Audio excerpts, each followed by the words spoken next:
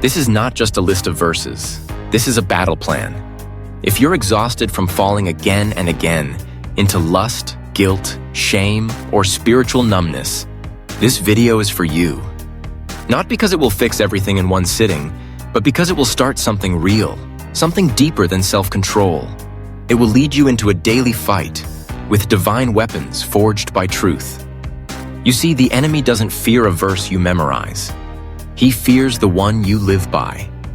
What you're about to receive are 8 hand-picked Bible verses that don't just warn you, they rewire you. These are not for inspiration. These are for warfare. They expose the root of lust. They dismantle it, and they rebuild you from the inside out. And if you stay with me, I'll show you a psychological practice at verse 6 that has helped people break years of addiction. Not by willpower, but by surrender. Let's begin. Verse 1, Matthew 5:28-29. But I tell you that anyone who looks at a woman lustfully has already committed adultery with her in his heart. If your right eye causes you to stumble, gouge it out and throw it away. Jesus doesn't say lust starts in the body. He says it begins in the heart. And the battleground? It's not the second glance. It's the first response. Practice this. Train your spiritual reflex. The moment your eyes catch temptation, bounce your gaze and say out loud, "This is not mine. This is not love." Every time you interrupt the look, you interrupt the lust loop. Verse 2, 1 Corinthians 6:19-20. Do you not know that your bodies are temples of the Holy Spirit? You are not your own. You were bought at a price. Lust thrives when you see your body as disposable, but God sees it as holy real estate. Tactical response. Place your hand over your heart and whisper, "This is God's temple." This physical act creates a neuro-spiritual reminder. You are not alone in this struggle. The Holy Spirit lives in you, and He's fighting with you. Verse 3, Philippians 4:8. Whatever is true, noble, right, pure, lovely, think about such things. You don't defeat lust by emptying your mind. You defeat it by filling it with better thoughts. Application. Build your own Philippians playlist. Memories, moments, worship lyrics, or future goals that you've prepared in advance. The next time temptation flares, play that playlist for 90 seconds. Science shows 90 seconds of intentional thought can short-circuit an entire temptation wave. Verse 4, Psalm 119:9-11. I have hidden your word in my heart that I might not sin against you. Not read, not memorized, but hidden, treasured deep within. The Hebrew word here, tapen, means to store as treasure.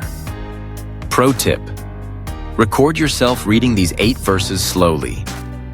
Listen to it daily for 21 days. You're not just reading scripture, you're training your brain to default to truth under pressure. Verse 5, 1 Corinthians 10:13. God is faithful. He will also provide a way out so that you can endure it. Lust feels like a trap, but God promises there's always an exit. The problem? We're often staring at the temptation instead of scanning for the escape. Escape plan. The moment it hits, ask aloud, God, where's the door? Then literally move. Change rooms, look around, or call someone. Looking for the exit isn't weakness, it's worship. Verse 6, James 4:7-8. Submit yourselves then to God. Resist the devil and he will flee from you. Order matters. Most Christians try to resist without submitting first. That's why they keep falling. To-do-step ritual. Raise your hand and say, God, I submit this moment to you. Then declare with authority, Devil, I resist you in Jesus' name. This is not willpower. This is spiritual alignment with heaven's authority. Verse 7, Romans 12:2. Be transformed by the renewing of your mind. Lust is not just a habit, it's a mental wiring. You don't need a better version of you. You need a new creature, born of God's renewing power. Pre-temptation exercise. Each morning, rehearse your likely temptations. Visualize yourself responding with scripture, not shame. Proactive rehearsal trains your mind like an athlete trains his body. Verse 8, Galatians 5:16. Walk by the Spirit, and you will not gratify the desires of the flesh. The secret is not in fighting the flesh harder, but in walking closer with the Spirit. The more intimate your walk, the less appealing lust becomes. Daily practice. Before you scroll, click, or open anything, pause and pray. Holy Spirit, lead me through this moment. Invite Him in. Every single time. Lust doesn't just fall when you say no. It falls when you say yes to something greater. To someone greater.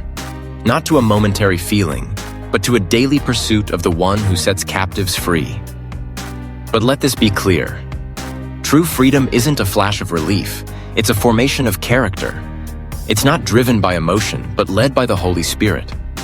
Some feel better after a victory and call it freedom, only to fall deeper weeks later because the root was never removed. So don't confuse the feeling of freedom with the formation of freedom. These 8 verses are not magical formulas. They are living weapons, forged by God, designed not just to block temptation, but to build a new you. When planted in your heart, prayed through in the Spirit, and walked out daily, they don't just break chains, they rebuild foundations.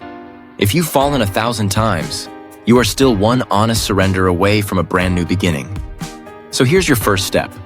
Comment below, I choose freedom. Not perfection, not performance, just freedom, rooted in Christ. Then hit subscribe to one verse only, because here we don't just quote scripture, we wield it, we live it, and we fight back, one verse at a time.